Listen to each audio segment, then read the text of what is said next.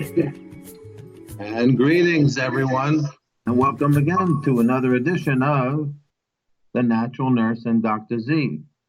I'm Dr. Z, and we're here talking about issues in health, wellness, and alternative medicine today. Glad you can join us and take part of your day to learn and grow and educate yourself in the field of natural and alternative medicine. Remember, you can always get more information on our website, which is drznaturally.com and naturalnurse.com as well, about our fun shops and things that we're doing, and walks and talks and webinars and all kinds of interesting things, our books.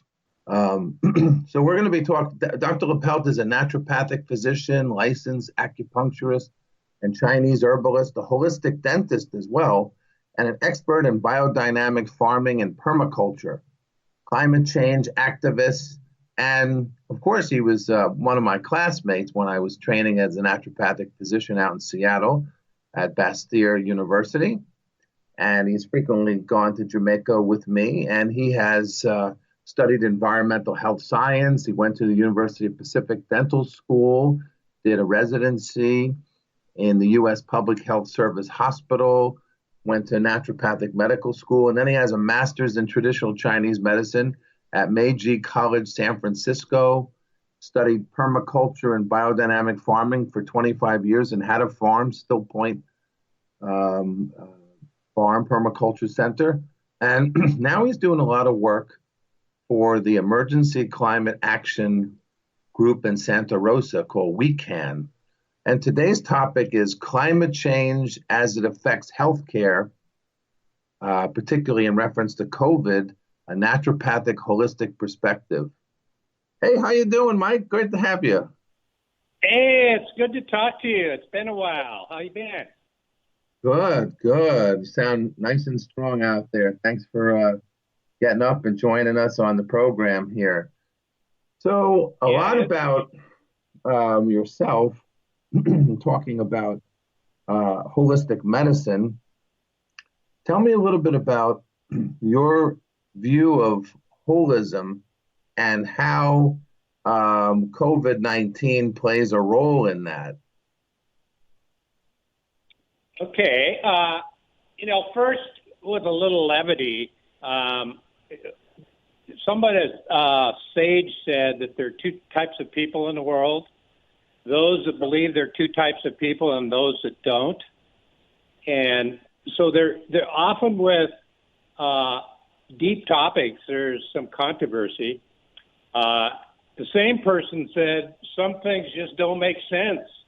And example would be, why do they have an interstate in Hawaii, an interstate freeway, or why don't they have Class B batteries? Anyway, those are just making the point that there is some controversy around this, but what there is not controversy about is that everything that we need, we get from our planet. And it seems like I'm stating the obvious, but often we take it for granted. And I feel we mustn't abuse that gift, otherwise it's at our own peril. And since the industrialized world has, through its, I call it arrogance, declared man over nature, we've injured our planet, and now it's expressing a fever and a challenged immune system. And yes, every organized, structured system has an immune system that repels injury. And in climate change, we're facing a real emergency. Our planet, though, has many elegant systems to bring back this imbalance. And if we don't take heed, we may not survive in the process as our planet reequilibrates. But the good news is I think relative to COVID, it slowed everybody down. And if we could take that time to observe and in particular mimic Mother Nature and her systems, we have some elegant solutions to cool the planet and restore its immune system. And COVID-19, as an emergency an emerging novel virus, is a reflection of an imbalanced planet. and with less biodiversity, which is often accelerated by climate change.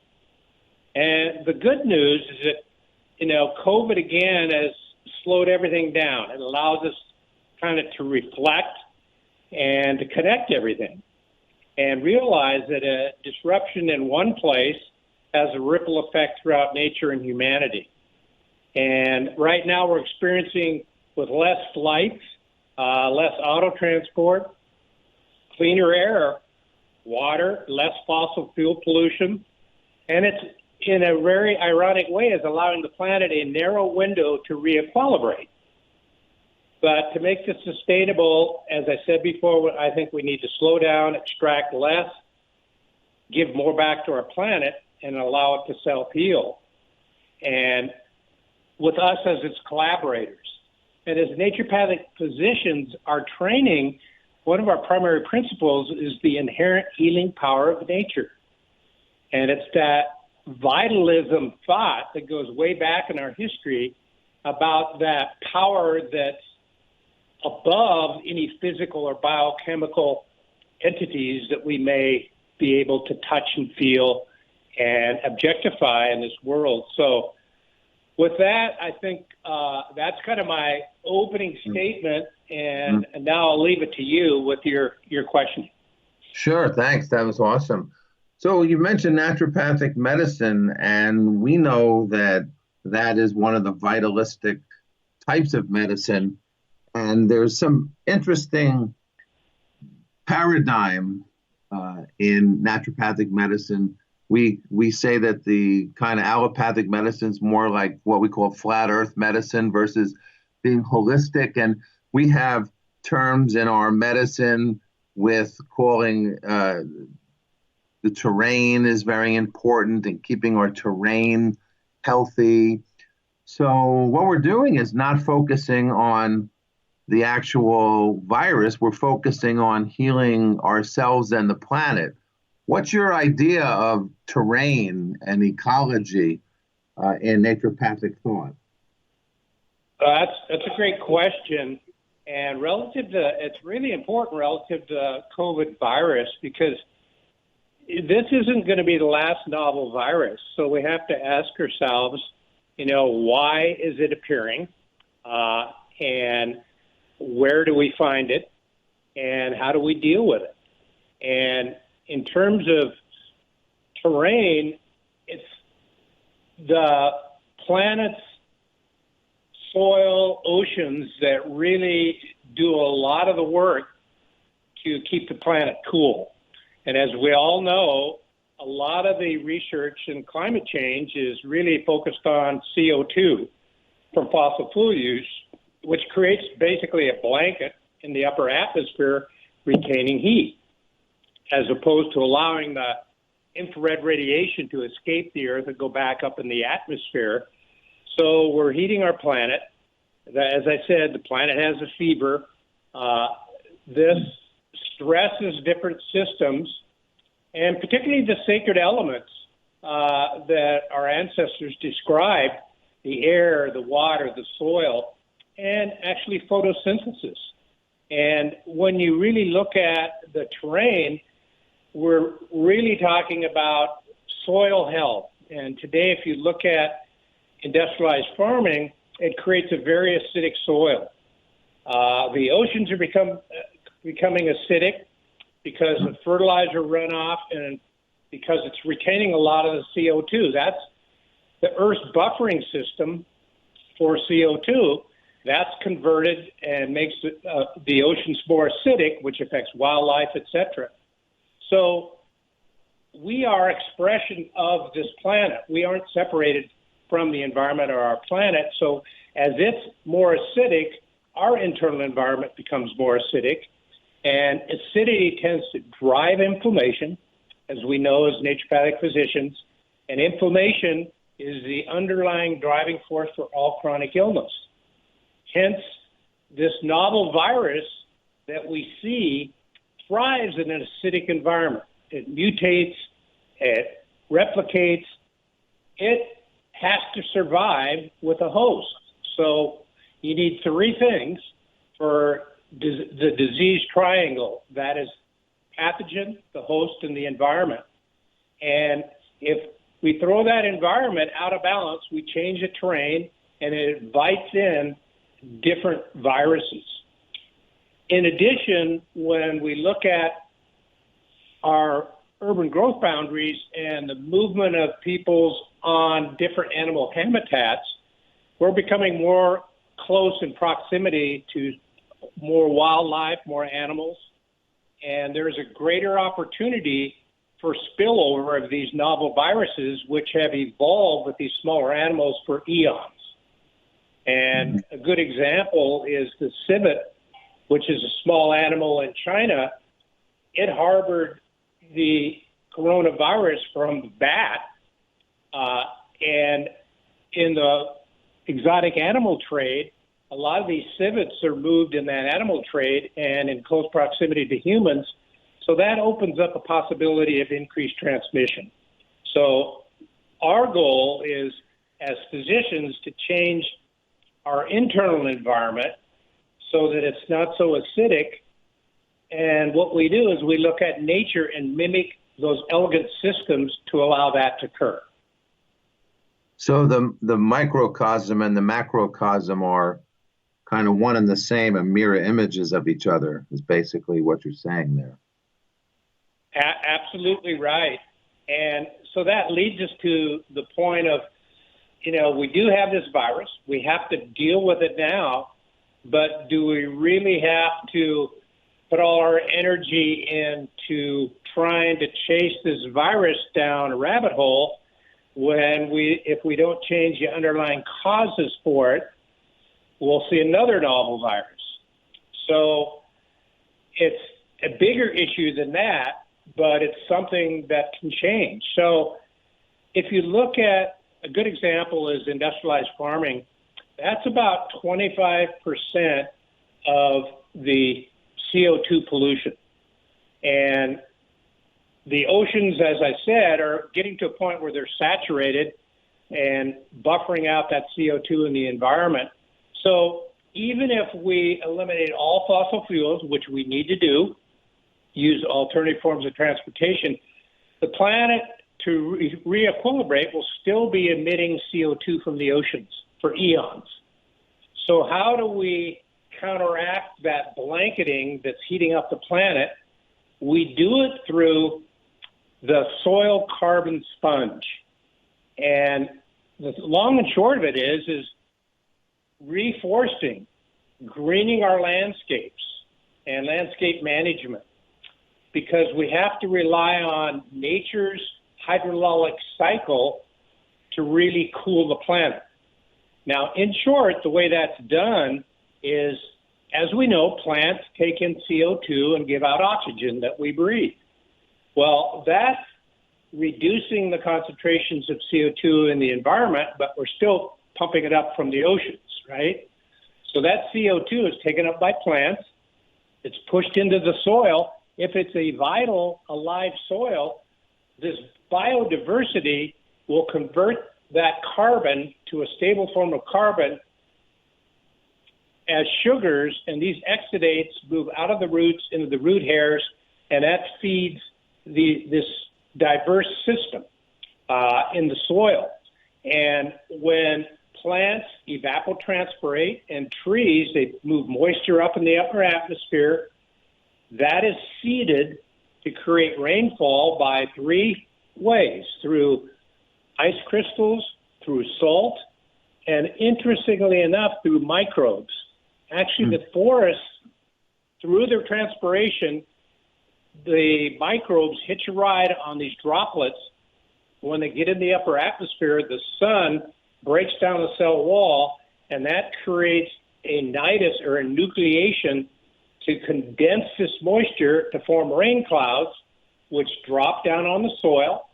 And if it's alive, it's nice and porous, and it sinks in, rehydrates the soil, and that cycle continues. So with 1 gram of carbon retained in the soil, we hold 8 grams of water. So by greening our surfaces and in our design of houses, we use permeable surfaces so water can filtrate down into the soil and rehydrate. We have a natural way to cool the planet while we're dealing with reduction in CO2 concentrations. What are the biggest sources of CO2, Dr. Lipelt? There's some controversy. You know, some people think it's eating beef, and other people think it's fossil fuel, and there's many other theories. And then, of course, there are naysayers that say that none of this is really happening. So what's your comments on that? Well, that's really a great question, and I think it gets down to how you farm. And if you look at animal farming, most of it's industrialized with crowded conditions. They use a lot of antibiotics. So these animals their immune systems are stressed, and they're more likely to pick up diseases just like you and I. A good example is the swine flu. Hogs in crowded conditions, fed unnatural foods that are nutrient depleted, and that creates a susceptible host. And then if you have farmers interacting, you have spillover, etc. So it's an issue of how and why. For example, carbon is not the problem; it's where it is held. If it's held in the soils and they're vibrant and alive, we can draw down concentrations in the atmosphere and cool the planet through the hydrologic cycle that I was talking about. In terms of animals, their main source of that blanket, if you will, that covers the planet is methane.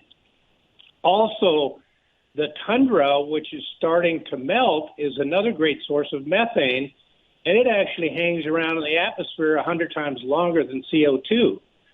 So if you do integrate animals in a living system without crowded conditions, rotate them from different plots, you actually encourage a biodiversity in the soil through their poop that they push into the ground, and that system is imbalanced. But when we crowd animals, we feed them improper food, that is the problem. When you do it in a sustainable way, actually, as they're pooping and tromping down that compost, if you will, into the soil, it actually creates hydroxy radicals, which counteract the methane, which is the problem from a lot of animal farming. The second thing, as we all know, is deforestation. You know, if there's a high demand for meat, and like in Brazil, they're cutting down the Amazon rainforest to graze animals. And we need to keep those forests. Those are the major players in cooling and keeping the hydrologic cycle going. So it's the number of animals, and it's how we farm them. And how do we know that all this is true and with climate change? I'm just being devil's advocate from the naysayers that say that nothing's happening, or they may say that something's happening, but maybe it's not humans that are doing this. This is just like a natural cycle or something like that. Yeah, that's a good question. Let's take the second part of your question. If it's a natural part of the cycle, we're still in it. And we as humans, if we don't address it, whether it's a natural cycle or not, we may not be here. The Earth will survive. It has elegant systems to re-equilibrate, but we're a little more fragile. So that's the one piece of it. In terms of, is it true or not, all we have to do is observe and look at, Greenland, look at the ice sheets, look at the extreme storms, the climate extremes of flooding, the fires out here in the West, which, by the way, dump more carbon into the atmosphere. So climate change is creating a lot of extremes. We can either look at it and deal with what's going on, or let it go to our children and their children, who will very likely have very extreme adaptation. They'll need strategies to really adapt. And whether they survive is questionable if nothing is done. Like you were saying, that New York will probably be, parts of New York will be underwater, and Florida in 25, 30 years or so. Yeah, absolutely. And so, developing oceanfront property is, in my view, not good investment.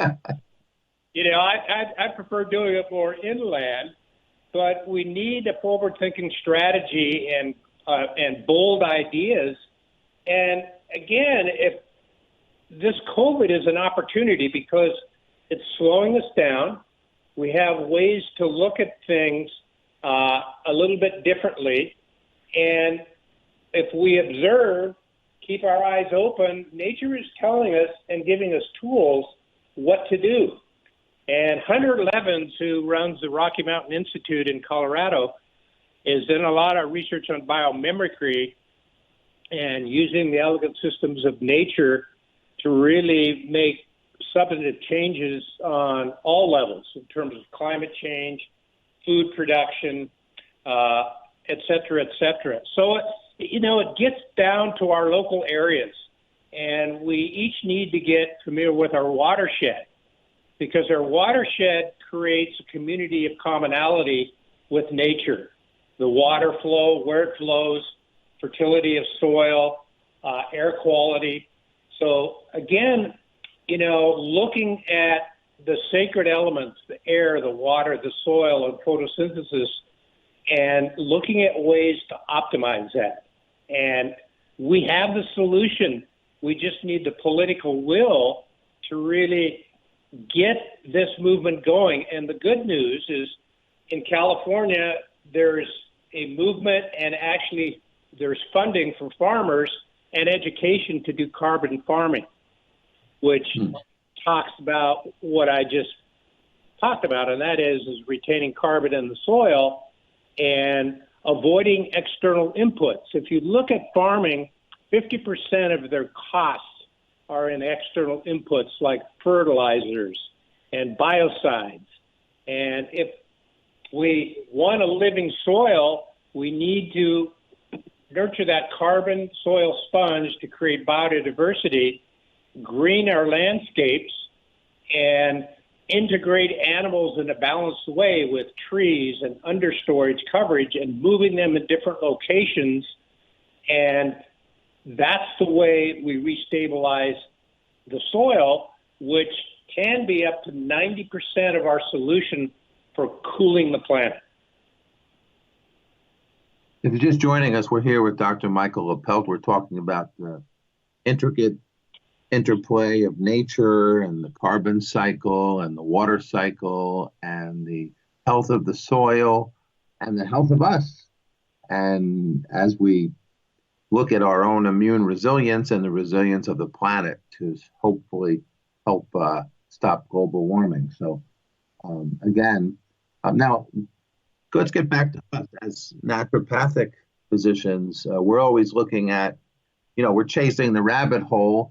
We're chasing the potential vaccine for these zoonotic infections, but that's not really the naturopathic idea. We want to assess immune resilience. So there are ways that we can actually do those things for patients. Of course, they're not being looked at, and I rarely read about this in the mass media, just programs like ours,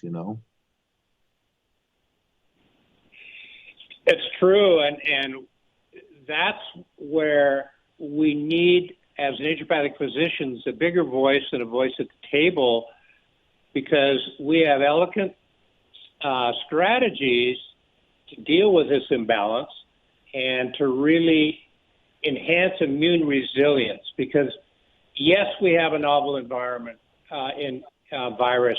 Yes, we need to pay attention to it, but it's about immune resilience. Look at the folks that have been most affected by COVID-19. By and large, poor communities, less access to healthy food and preventive care, living in more crowded conditions, and this really invites in a pathogen who needs a host to survive. And as naturopathic physicians, we have real simple ways to assess what is immune resilience.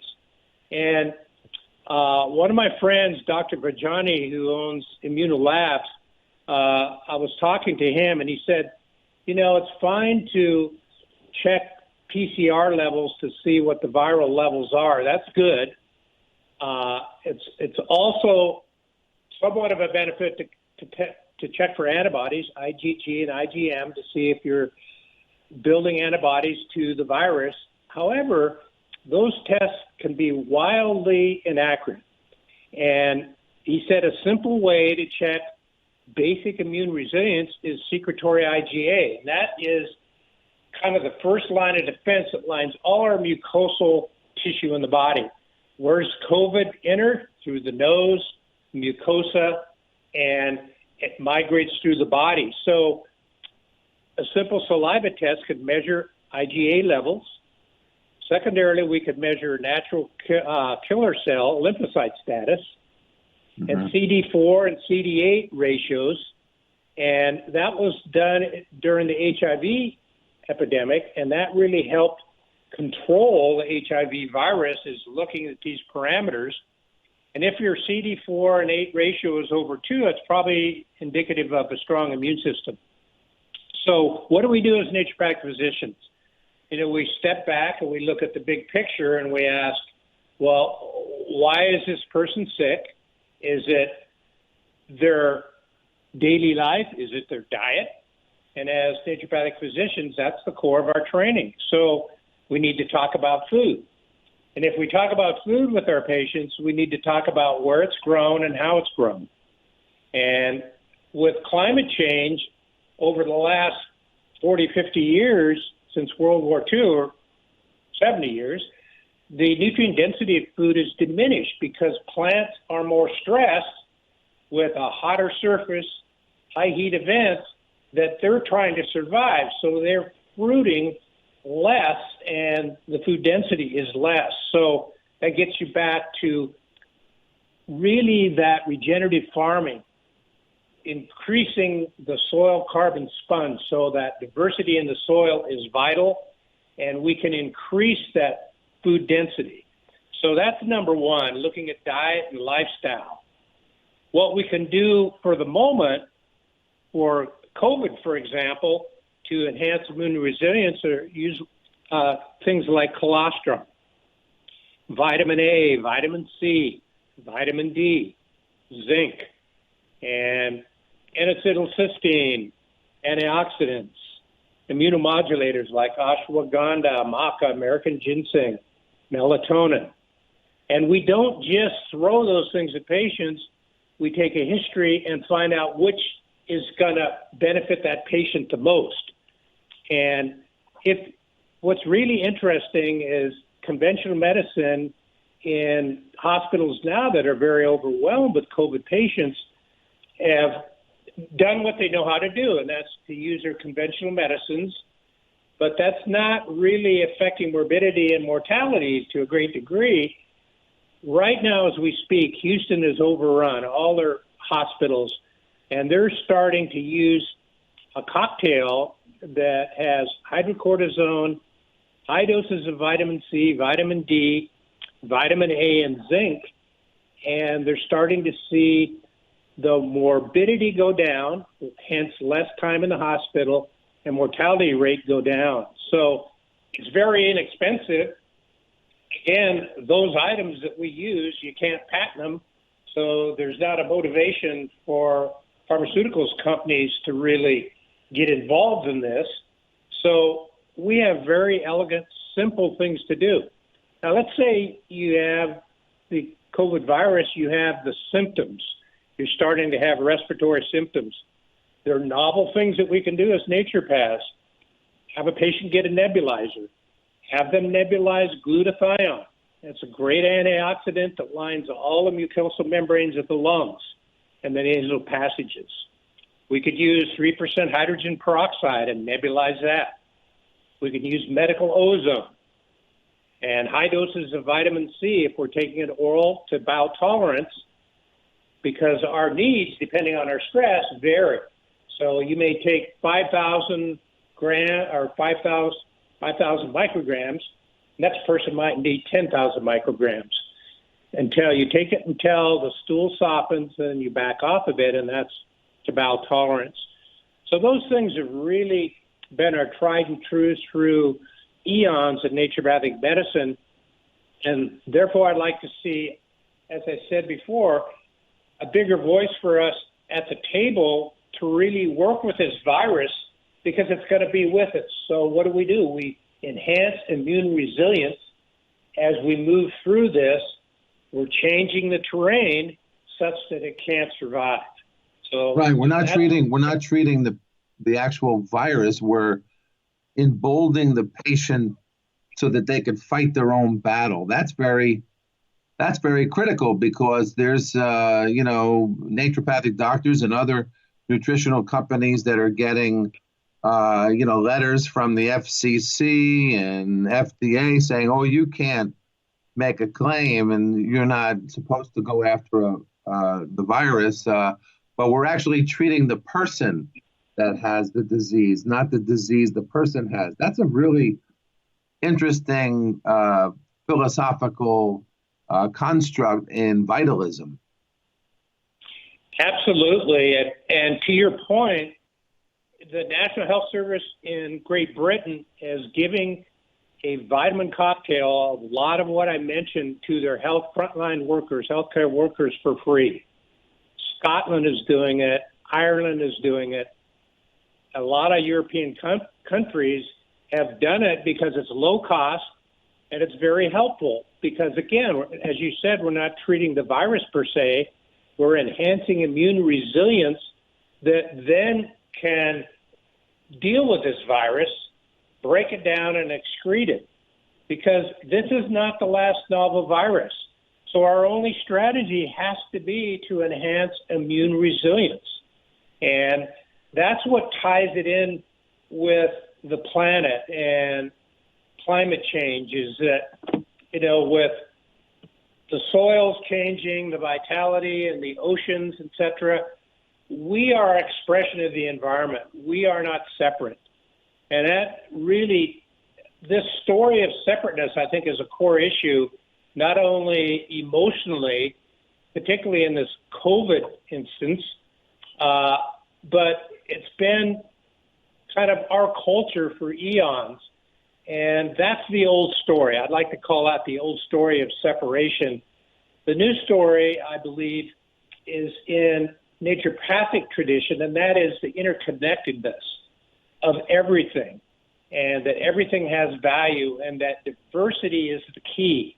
Diversity in the soil, diversity among plants, diversity in our communities, in our states, in our nations, and in the world actually enhance survival. And it's done through cooperation and collaboration. So I think that we can't separate out our medicine without talking about the climate. And as naturopathic physicians, I think we're poised to have that conversation, because our core tenet is the healing power of nature and vitalism, or the vital force, which all ancient cultures, by the way, talked about. We're kind of just reinventing the wheel. Prana in East Indian medicine, Qi in Chinese medicine. Natives had their higher source of vital force and energy. So that's, really the key. And I think part of what this says is, if you look at it, COVID is the quiz, and climate change is the final exam. Interesting. That's a great place to take a quick break. We're going to play our natural medicine chess. Everyone get a cup of tea. When we get back, we're going to talk about not only how climate change affects our health in other ways, but also things that we can do about it at a local level. That's where Dr. Lipelt is working with the Working Group for Emergency Climate Action now in Sonoma County. There are things that we can do at a local level to support this change. And when we change locally, it permeates, and we could change globally. So let's play that natural medicine chest and stay with us. On this edition of the Natural Medicine Chest, we'll discuss the essential oil taken from the Australian tea tree.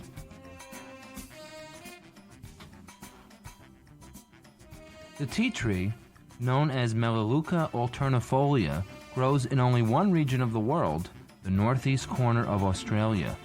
It is a full-size tree of the myrtle family, whose oil has powerful abilities to clean and help heal wounds and skin ailments such as cuts, burns, and rashes.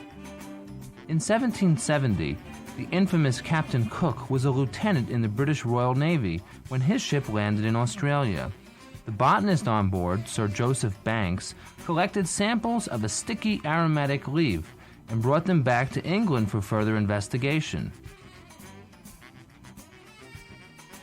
In 1923, an Australian curator and chemist, Dr. Penfold, conducted a study on tea tree leaves and discovered that their essential oils are 13 times stronger as an antiseptic bactericide than carbolic acid, considered the standard in the early 1900s. The oil contains 50 to 60% terpenes, 6 to 8% cineol, which causes its camphor-like odor, and several kinds of alcohols.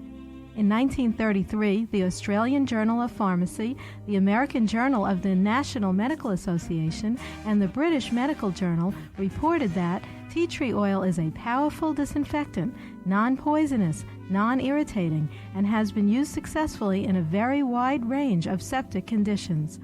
Australian tea tree oil is mentioned in the British Pharmaceutical Codex of 1949, the UK Medicine List, and the Dispensary of the United States.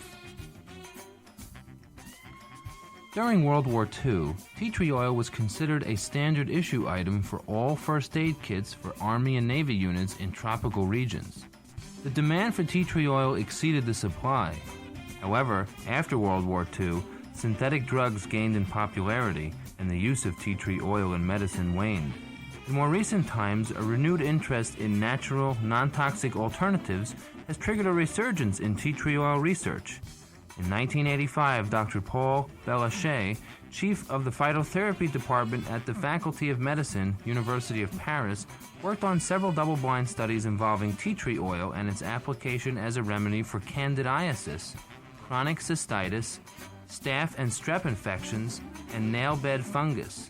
He stated, and we quote, "The essential oil of Melaleuca has entered the team of major essential oils and emerges as an antiseptic and antifungal weapon of the first order in phytoaromatherapy." Try a few drops of tea tree oil in a steam vaporizer and inhale for blocked sinuses, or rub the oil on chest and back for a cough. The Australian Journal of Dentistry reported that using tea tree oil in dental hygiene and in surgery showed it to be an extremely effective antiseptic. Add a drop on your toothbrush or include it as a gargle and mouthwash. Tea tree oil can be applied directly to the skin.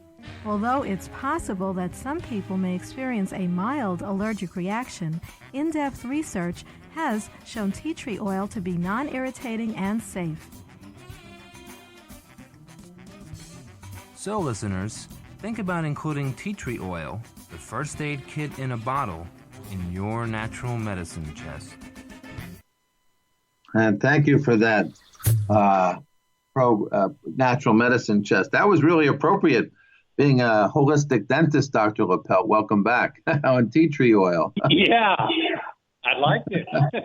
Yeah, that wasn't planned. That was just serendipity. So it's a good, powerful plant. Our essential oils are powerful allies. But like you mentioned, who knows if changing the soil dynamics would change the phytochemistry of the plants. That's basically what you're saying, is when the soil weakens and when we get these changes in the carbon cycle, that changes the phytochemistry of the plants, whether the plants are food or medicine, and that can impact our health tremendously. You know, I do a lot of work with, as yourself, with looking at patients' nutrition, and I'm seeing a lot of folks that, seem to eat, organic food and good food, but their nutrients are very, very low in their body. So I think this is definitely happening at a global scale. That's for sure.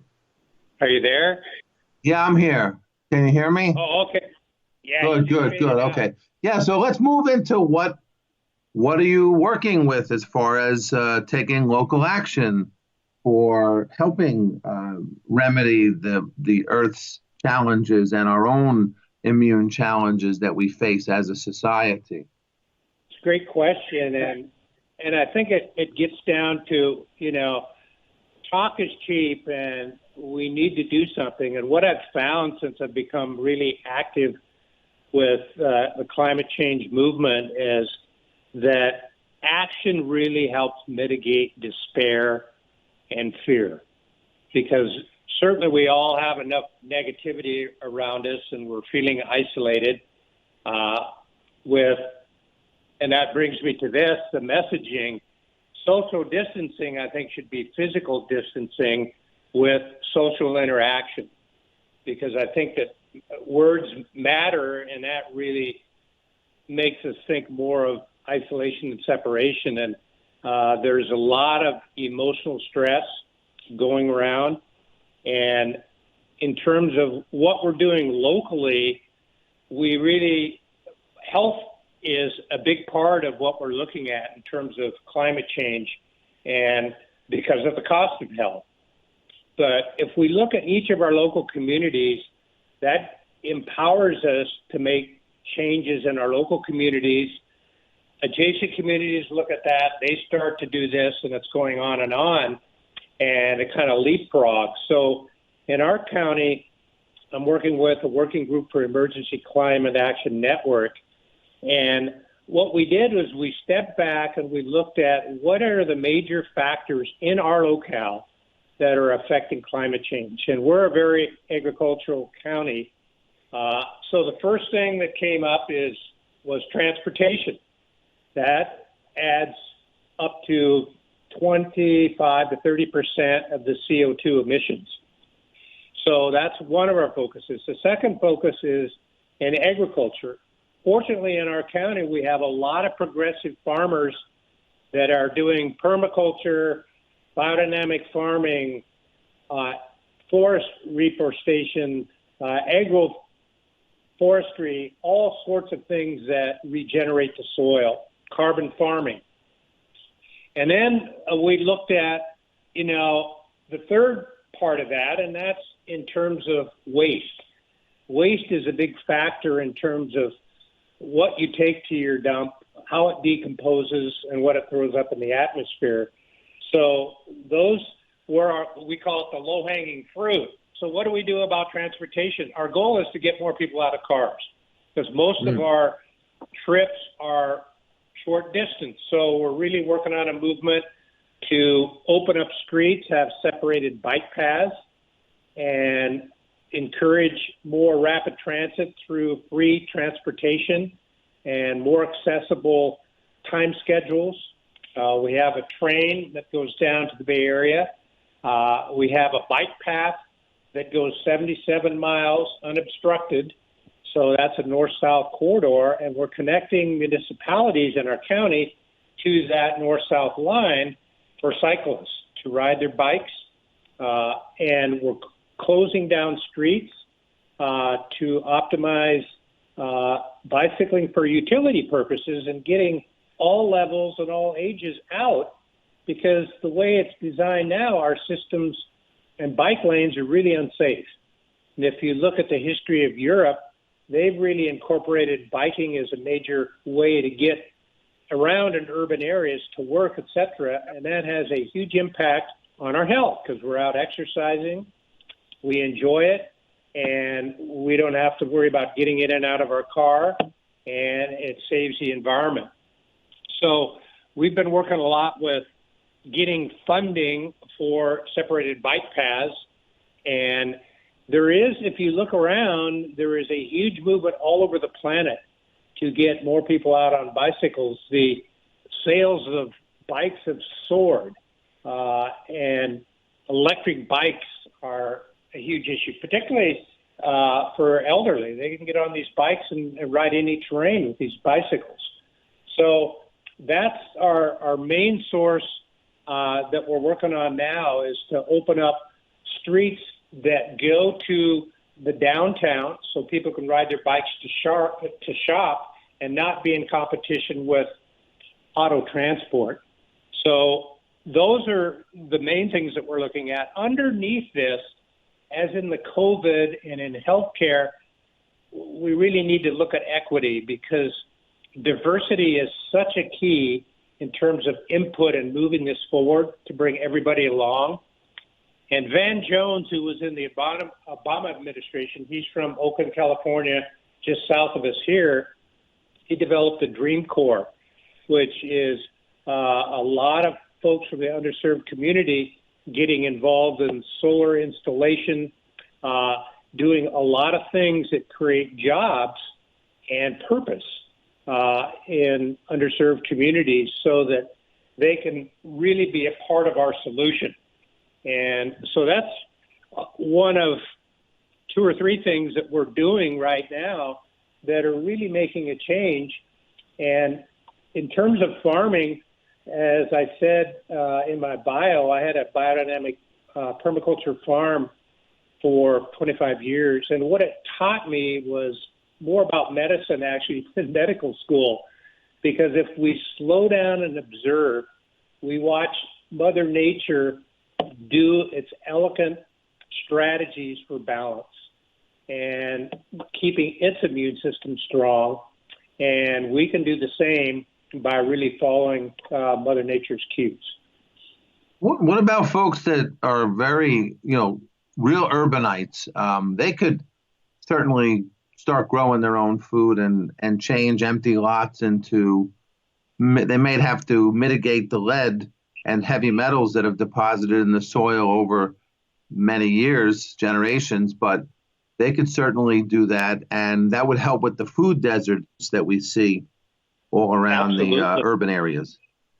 Absolutely, and urban permaculture is really a simple, elegant strategy for that.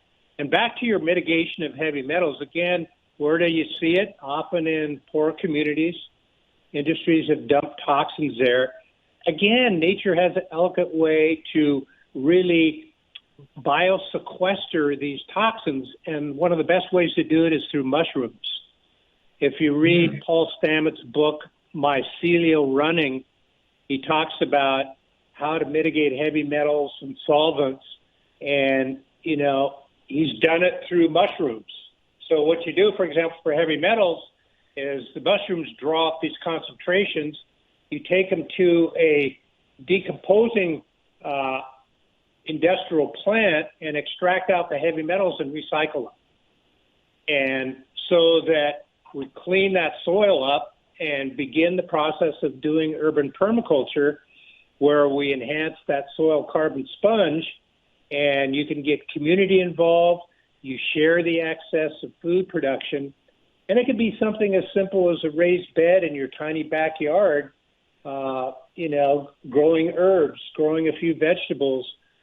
And we're seeing an upsurge of that with COVID. We had shelter in place here in California for 3 months. People are out in their gardens. It's good therapy. It's great exercise. They're involving their children and growing things. It's like the Liberty Gardens during World War II. So, again, there's always a silver lining in something ugly like the COVID, but that's purely a symptom of an imbalanced planet. And what we can do locally is empower ourselves and our local community. And through our elected officials, local officials, we can really make them start to make bold choices and really do what we need to make this right. What are some climate organizations that folks could look up and start researching? Hopefully our conversation is great fodder for further research on by our listeners so that they can start the process of taking local action, even in their own lives. I mean, this is where it starts. It starts with your own life, consuming maybe less beef, growing organic, maybe learning about permaculture and understanding these dynamics. So I know that there's a lot of climate organizations that folks can, can contact. Yeah, and just to name a few, once you get in, check the links out, it will be just abundantly clear that there's more going on than meets the eye and all over the world. And just some of the few, out here in California, we have Healthy Soils California and Carbon Farming California, where the state is actually giving grants for farmers to do conversion to carbon sequestration. And that simply means less external inputs, fertilizers, biocides, which run off, get into our streams, ultimately get into the ocean. We have a farmers guild, and they're all over, the United States. Permaculture Association, the Biodynamic Demeter Association. That's an organization that certifies biodynamic farmers. And biodynamic farming is basically, regenerative farming and integrating animals and soil and plants and forests in the same system that's diverse and balanced and not overgrazed. And they talk about the celestial bodies and how they impact the fruiting of the plants, gives you ideas of when to prune. For example, I had grapes on my farm, and you prune them when you have a descending moon, when the fluids are held in the roots. So when you clip the canes, you don't leak vital fluids out. And you harvest the fruit when you have an ascending moon, when it's like gravity pulls all those fluids and juices to the fruit. So that's an ideal time. So they looked at the big picture of the influence of, the moon and gravity, and tides aren't just in the oceans. They're in plants and they're in our bodies. That's why at full moons, our physiology is different. And if you look at seasonal changes, when CO2 concentrations increase in the fall and winter and decrease in the spring and fall and summer, and why is that? Plants are leafing out. We're getting more evaporation. We're getting more carbon sequestration from this new leafing and driving the carbon into the soil. So it's that elegant system of balance. And the Land Institute of Salina, Kansas, by Wes Jackson, he's a really innovative farmer, and he's now working with a Kernza root, Kernza, and these plants have a root that is 12 feet long. What that does is that holds that soil to that depth. It creates a diverse community, so you have healthy soils that go down 12 feet. And this has been, there's actually an organic beer company in Oregon that's making using the grain Kernza to make their organic beer. So there are many organizations, and a couple others that I want to leave you with is Bioneers.org, Bioneers. And it's a wonderful yearly meeting that happens south of me in San Rafael, California, but they live stream all over the world, and their whole take is on solutions. And we do have the problems, we've identified them, but it's about solutions. So you walk away feeling like, yeah, I can do something at my local level. Right. Yeah, that's what it's all about there. And some good books. I know you talked about the book by Warren Andaman, MD, about animal viruses and humans, a narrow divide. That might be a good book so that people could learn more about COVID and that, this is a symptom. Naturopathic doctors always looked at symptoms as positive things, not negative things always. They were kind of positive things. So they kind of turned it around and said, well, this is the body's response to some morbific influence, as they used to say in the old days. So this is all positive things in a way. We just have to kind of turn it around. We've been living in fear, and fear is a toxin, I think. I believe it's actually might even be worse than a virus. What's your thoughts on that, Dr. Lipelt? Absolutely. And if you look at our planet, warming, desertification, more arid lands, less green, all this, and the virus included, is a symptom of imbalance. And if we stand back and pay attention, then we can make changes. But this is a wake-up call, and it's asking, Mother Earth is asking us to help her. And we can do this together if we do it collaboratively in an equitable way. Also, permaculture started in the 70s in actually Australia, and they have some really innovative ideas around the hydrologic cycle and climate cooling. There's a wonderful microbiologist who has the big picture. His name is Walter Jehne, Jehne. He's done a lot of YouTube educational things, and he's really worth checking out because he really describes that hydrologic cycle and how carbon farming is really turning deserts in Australia to living systems of greenery. And they're really the canary in the mine in Australia. They've seen the impacts of climate change very early on. And they, like us in California, are getting more and more wildfires. And so cooling the planet, increasing the vitality of the soil is a simple, elegant way to really mimic Mother Nature.